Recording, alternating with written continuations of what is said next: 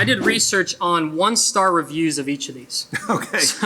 So it might help. It might just help flavor, literally and figuratively. This one is the classic hot sauce. It is a First We Feast presents Hot Ones hot sauce. I tried to do my best in finding my favorite of these, but this one just basically said that this is way overpriced.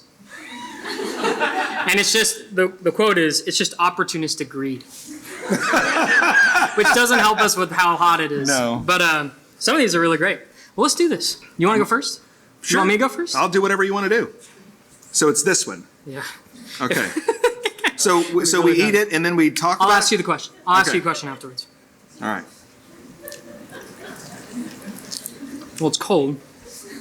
Can we get these warmed up? Woo! Okay. That's not the most encouraging place to start. It really isn't. If you're starting there, I can feel a little bit. I don't know how to Wow. describe that. It's really smoky. No, you know what? I think this is good. That wasn't spicy, so I'm not going to go in for another bite.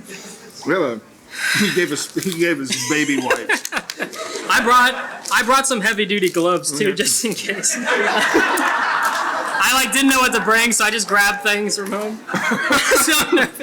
I'm so nervous. All right, first question after our first wing. If a person is part of the LGBTQ plus community, is it wrong to be friends or to hang out with that person? Okay. Is it wrong to be friends or to hang out with somebody who's in the LGBTQ plus community? Yeah. The answer is no, it's not. Let me say a few more things about that.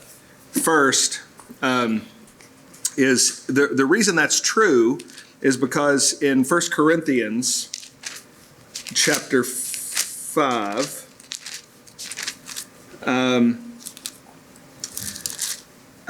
the Apostle Paul says in verses 9 to 10, I wrote you in my letter not to associate with immoral people.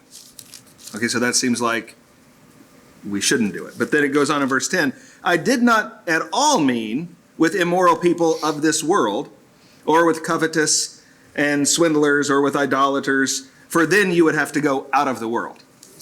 So honestly, this is the Apostle Paul encouraging us that, hey, in a sinful world, you're going to have to hang out with sinful people. And if you think you're not going to do that, then you're going to have to actually evacuate the world.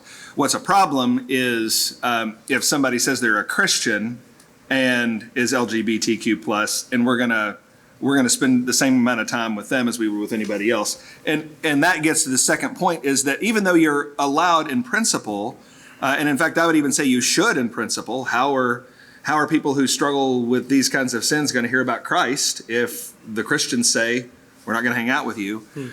But you also do have to be careful. So you have to just know in your own heart, like, what kind of struggles do you have with peer pressure?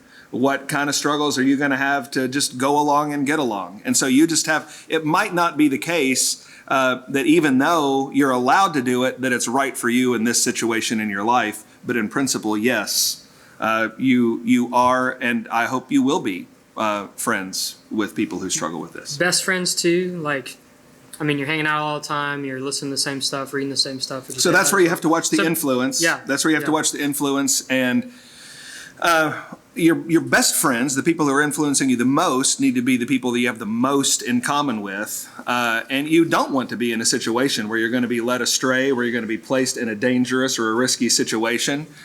So best friends, if you're thinking like a Christian, if you're interested in Christian things, you're probably going to find that you don't have an interest in having that person be your best friend. But in terms of being a friend and someone you love and care for, yeah. Cool.